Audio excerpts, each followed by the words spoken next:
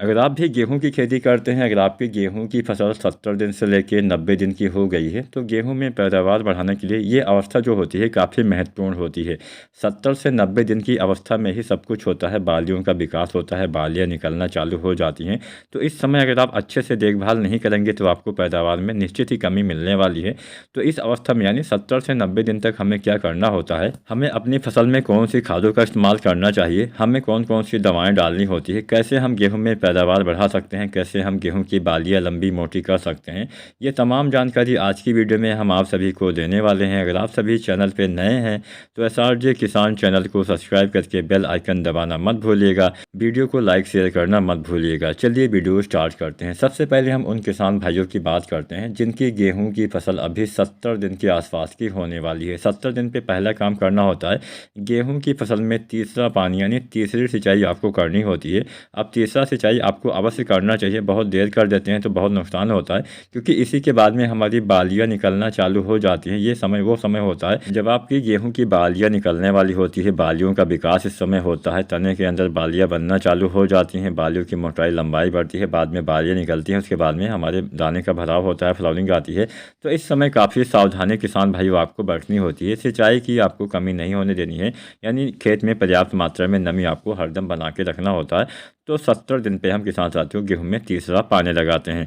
अब तीसरा पानी लगाने के बाद में किसान साथियों आपको यूज़ करना होता है NPK 05234, यानी बालियाँ निकलने से पहले गबोड या फिर गोभ अवस्था जिसको हम बोलते हैं, इसी अवस्था में यानी जब बालियाँ तने के अंदर बनना चालू हो जाती है, उस समय अगर आप देखभाल सही से करेंगे तभी आपकी बालियाँ अच्छी आएंगी, हेल्दी आएंगी, जिससे अच्छा उत्पादन मिलेगा। तो बालियाँ निकलने से पहले गबोड अवस्था में आपको डालना होता है NPK 05234, और NPK 05234 1 से 1.5 kg आपको डालना होता है।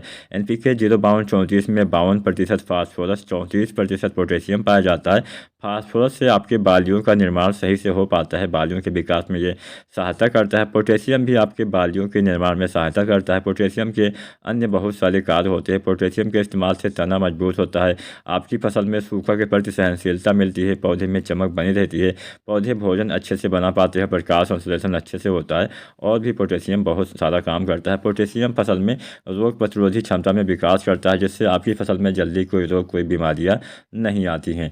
तो यहाँ पे NPK 05234 गबोड अवस्था में आप अगर आप डालते हैं तो बढ़िया लाभ मिलेगा। NPK 05234 की 1 से लेकर 1.5 kg मात्रा पर एकड़ के हिसाब से आपको यूज़ करना होता है। जब भी इसका इस्तेमाल करें खेत में पर्याप्त मात्रा में नमी होनी चाहिए। अगर खेत में नमी नहीं है, पहले सिंचाई करें, उसके बाद में इसका इस्तेमाल करें। आप किसान साथियों जब आप NPK 05234 डालते हैं तो इसी अवस्था में आपको डालना होता है बोरोन। जो बोरोन आता है 20% वाला, इसकी लगभग 100 ग्राम मात्रा पर एकड़ के हिसाब से आपको यूज़ करना है। इतनी मात्रा 1 एकड़ खेत के लिए पर्याप्त होती है। बोरोन के इस्तेमाल से परागण अच्छे से होता है, बोरोन के इस्तेमाल से फ्लावरिंग अच्छे से होती है, पराग नली का निर्माण अच्छे से होता है, बोरोन के इस्तेमाल से सभी दाने का भराव सही से हो पाता है। बोरोन के इस्तेमाल से और बहुत सारे लाभ होते हैं। तो किसान साथियों जो बोरोन आता है 20% वाला, इसकी लगभग 100 से 150 ग्राम मात्रा गबोड अवस्था में जब आप NPK 05234 डालते हैं उसी समय आपको डालना होता है। इसके इस्तेमाल से भी बढ़िया फ़ायदा आपको मिल जाएगा। आपने देखा होगा जब बालियाँ निकलने वाली होती है, ऐसी अवस्था में भी कभी कभी, हालांकि सभी किसान भाइयों के यहाँ नहीं होगा लेकिन कुछ किसान भाई ऐसे जरूर होंगे जहाँ पे जब गेहूं में बालियाँ निकलने वाली होती है गबोड अवस्था में, पत्तियों में पीलापन आ जाता है, यानी नाइट्रोजन की कमी दिख जाती है। तो ऐसी कंडीशन में अगर नाइट्रोजन की कमी हो जाएगी तो बालियों का विकास सही से नहीं हो पाएगा। पत्तों में पीलापन की वजह से पौधे भोजन सही से नहीं बना पाएंगे। तो पत्तों का पीलापन दूर करने के लिए, नाइट्रोजन की पूर्ति करने के लिए आपको मिट्टी में तो यूरिया डालना नहीं है, क्योंकि यूरिया की अंतिम मात्रा हम 40 से 45 या फिर 50 दिन तक हम डाल देते हैं, 40 से 45 kg। इसके बाद में हम मिट्टी में कोई भी खाद नहीं डालते हैं। यहाँ पे आपको यूरिया का छिड़काव करना होगा। तो जो दानेदार यूरिया आती है इसकी लगभग 1 से 2 kg मात्रा पर एकड़ के हिसाब से आपको गबोड अवस्था में इस्तेमाल करना है। बहुत बढ़िया फ़ायदा किसान भाइयों आपको मिलेगा, आपके पौधे में हरापन आ जाएगा, आपके पौधे में नाइट्रोजन की पूर्ति हो जाएगी। अब जब आप यूरिया डालते हैं तो अगर आप इस अवस्था में, कई बार आपने देखा होगा कि हमारे जो रेतीली मिट्टी वाले खेत होते हैं वहाँ पे जिंक की कमी भी बहुत जल्दी हो जाती है, और ऐसा भी हमने पाया है कि जब आप गबोड अवस्था में जिंक का इस्तेमाल करते हैं तो इसका फ़ायदा बहुत बढ़िया मिलता है। तो जो जिंक आता है 12% वाला, इसकी 120 से 140 ग्राम मात्रा डालनी है पर एकड़ के हिसाब से।